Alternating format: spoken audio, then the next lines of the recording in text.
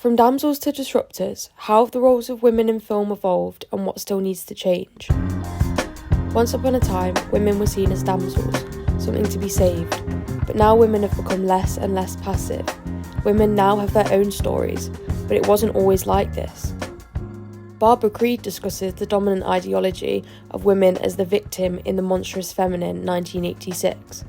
This work was considered groundbreaking as she discussed the view that women in horror films specifically were always perceived as the victims and highlighted that the subversion of this stereotype, women being powerful, were causes of anxiety to men. Hollywood and mainstream cinema has always been ideologically informed and pushes the dominant ideologies of those who dominate the industry, historically consisting of heterosexual, white males. For example, this can be seen in Pretty Woman 1990, directed by Gary Marshall, which despite being framed in a romantic female-led way, Pretty Woman reflects and reinforces multiple dominant ideological narratives. This is shown in the male saviour narrative present in the film, when the female sex worker Vivian is rescued by Edward, a wealthy, emotionally detached businessman. The film romanticises the idea that a woman's life can be fixed by the love and money of a powerful man, reinforcing the notion of men playing active roles and women playing passive roles. Grant also supports this notion in his Gender and Genre 2007 study, which states that this white masculine perspective created certain gendered assumptions. More specifically, action genres, western and war films, etc., were addressed to a male audience, while musical and romantic melodramas were marketed as women's films.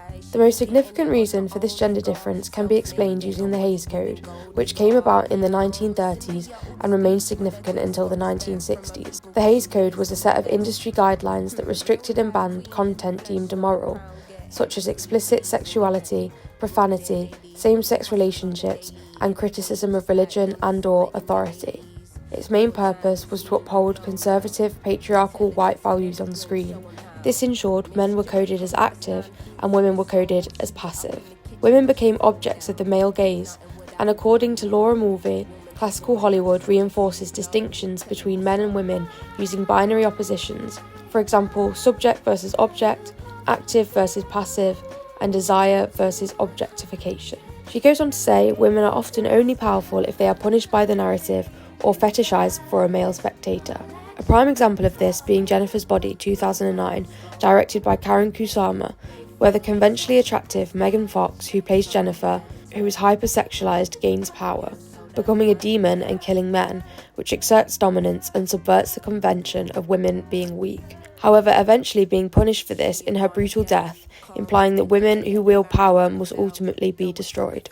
Even with the end of the Hays Code, traditional representations of women have persisted, although with time those representations have been challenged more and more.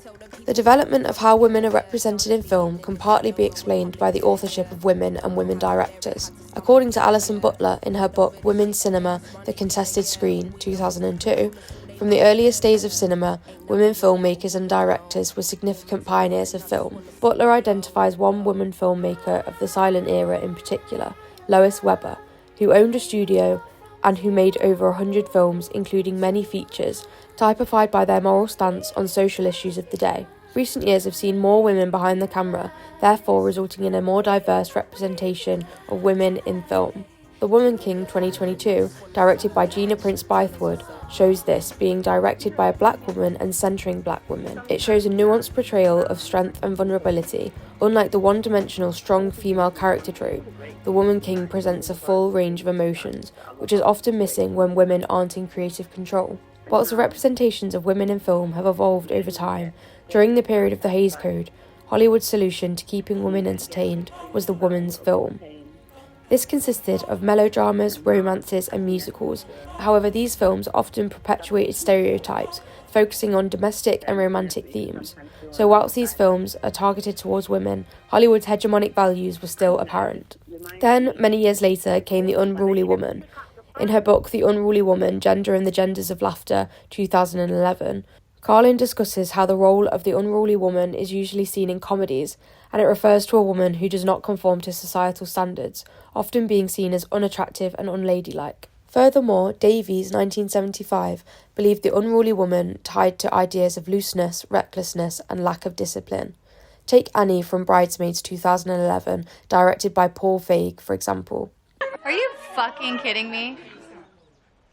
Annie? No, Mom. Motherfucking Paris? Annie, what are you doing? I told you about Paris, Helen. I told you about this whole idea. Annie, calm No, down. Lillian, what are you gonna go? You're gonna go to Paris with Helen now? What are you guys gonna ride around on bikes with berets and fucking baguettes in the basket of the front of your bikes? Oh, how romantic.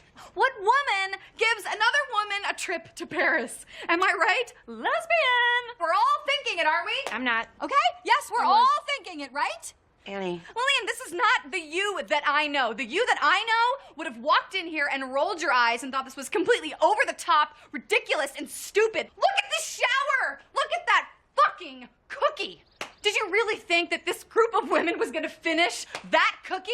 Really? Oh, you know what? That reminds me, actually. I never got a chance to try that fucking cookie! Her life is chaotic, and she makes it other people's problems, often being impolite or rude.